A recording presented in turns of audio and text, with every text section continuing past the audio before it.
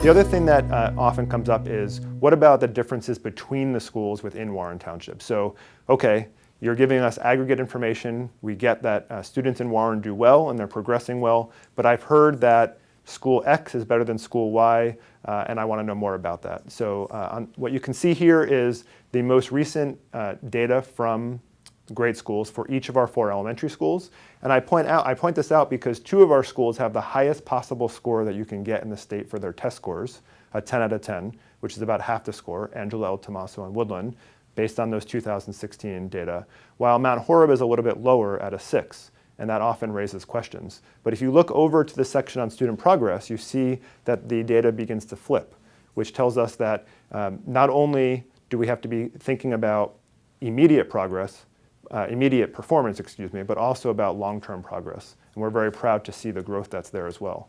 But this also points out, if you look at that center column, the equity adjustment factor I've talked about a few times.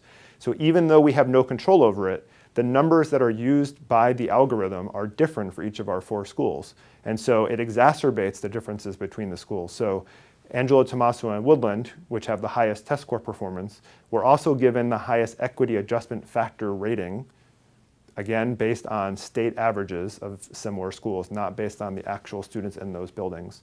Whereas Mount Horeb had a lower score, which brought it down even more. So when you look at an aggregate number, 1 through 10, all of that factors into how those ratings come out.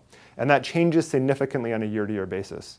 So I talked about how great it is that we have small neighborhood schools, but one of the potential downsides from that from a data standpoint is when you have a cohort of 25 to 35 students in a grade, and the 5th graders move up to the middle school, and a new group of 3rd graders come in, the first tested grade, there might be a difference of students who struggle with maybe a reading difficulties, so special education disability, or just differences in their learning styles. And a change of 2 or 3 students from passing the state test to not passing the state test, for our numbers, might change 4 or 5 percentage points in a passing rate. And that swing from one year to the next might be enough to go from a score of 10 on the grade school's methodology to a score of 8, for example. And so from year to year, we see fluctuation from school to school.